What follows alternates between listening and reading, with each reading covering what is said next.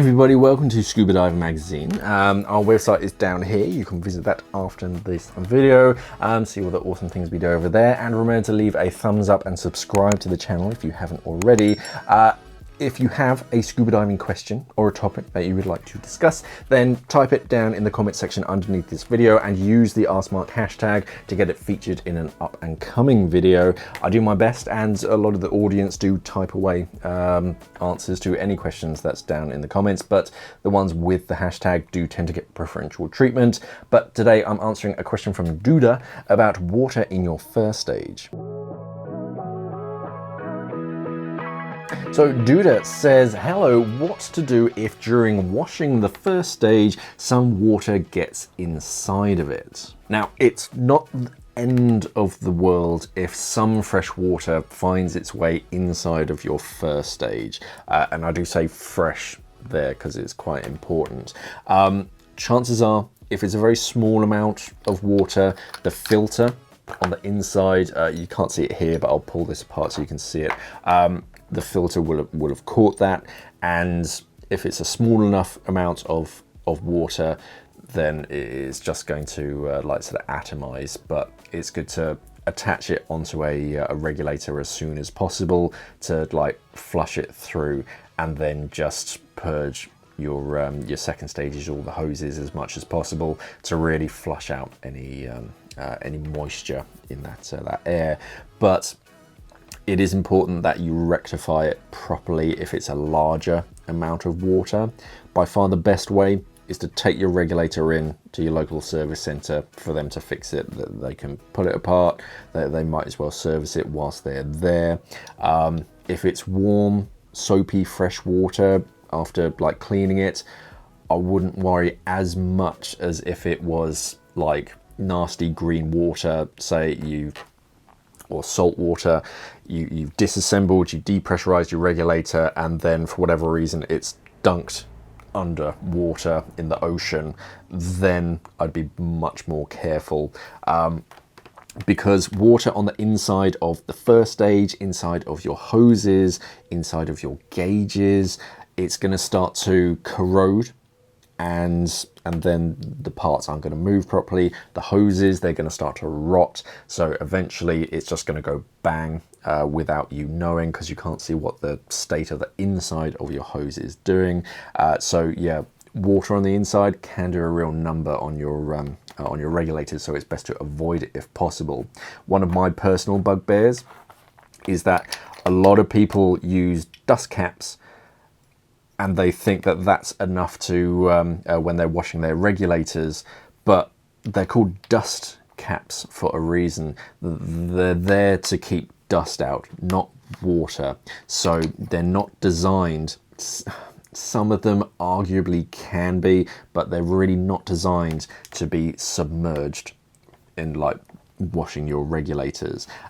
So the usual recommendation is to either pressurize it. If you've got a pony cylinder or something, pressurize it, because then it's perfectly fine, or hold your thumb over it and do it, because you're a bit more conscious about how much time it's spent in the water, and you know that it's got a decent seal. So that's how I tend to wash my regulators, whereas if it's a dust cap, some of them are really basic and they are not designed to keep water out, they're designed to keep dust out. Yeah, the best method is to take it to your dive center and get them to check it out. Otherwise, if it's a relatively small amount of water and you have access to a cylinder, I'd probably take off some of the hoses. I'd probably take out all of the port plugs, fit it to the cylinder, and then incredibly carefully, and keeping anything delicate, such as hands, away from any of those ports. It's going to be loud, there's going to be a lot of air like rushing. Do not be tempted to go ooh and feel what the air feels like, because you can very easily hurt yourself and get air inside. So yeah, don't like wave your fingers over it, because you can hurt yourself. Yeah, fit it to a cylinder very gently, very slowly. Open up that cylinder valve and then just run some cylinder air through the first stage for about 3-5 minutes, just to make sure that all the moisture is taken out. If you're worried that any water has gotten into the hoses. Hoses are pretty cheap. I'd be tempted to just scrap the hoses. You probably could run some cylinder gas through them. Just be aware that we often call them whips because they do flail around when there's nothing attached onto the other end. So do be very careful if you do try and do that. Personally, if I knew that some water had found its way into the hoses, I probably would just scrap it, mainly because personally I have a few spares knocking around, and they are relatively cheap, and it's good to cycle through hoses fairly frequently. But yeah, small amounts, I wouldn't worry too much. If it's like a few drops of water, I wouldn't worry too much. If the dust cap and everything was off and you did just drop it in the dunk tank, whatever it is, I'd take it out, take the hoses off, and fit it to a cylinder, pressurize it, or not pressurize it, but run some gas through it for a few minutes just to make sure all the moisture is out. But if you're ever in doubt, just take it to your dive center. They'll be able to sort it out. It's better to do that and they find a fault when it's disassembled than for you to find it either underwater or as soon as you pressurize it the next time. Yeah, it's better if you just take it to your local dive center.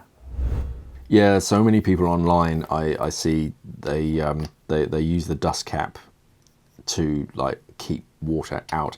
Another one is, and I don't really know where it came from, at the end of the dive they depressurize their regulators, they take their regulator off, and then they open the cylinder valve to like dry it for some reason, but you've got all that air pressure just forcing it straight towards, and there's water everywhere. So that's a really great way to get small amounts of water, especially seawater and salt water, because then the salt crystals can build up and cause havoc. That's a great way to get salt water inside of your first stage. So no, those two I don't tend to do. If you want to dry things, just use a towel to dry it off, and make sure it's dry on the inside of the dust cap before you put it on. But remember, it is only a dust cap. It's designed to keep dust out, not moisture, and especially submersion. Otherwise, yeah, your best bet is just to take it to your local dive center. Otherwise, if you feel you're a bit more competent, then and it's a relatively small amount of water, running some fresh air through it for a few minutes should fix the problem. Anything more than a relatively small amount of water, it is best just to get it serviced. Any other questions, pop them down in the comment section underneath this video. Use that AskMark hashtag to get yourself and your question featured in an up and coming video. Otherwise, don't forget to check out our website, scubadivingmag.com, see all the cool things that we do over there. Subscribe to the channel if you haven't already. Thank you for watching, everybody, and of course, safe diving.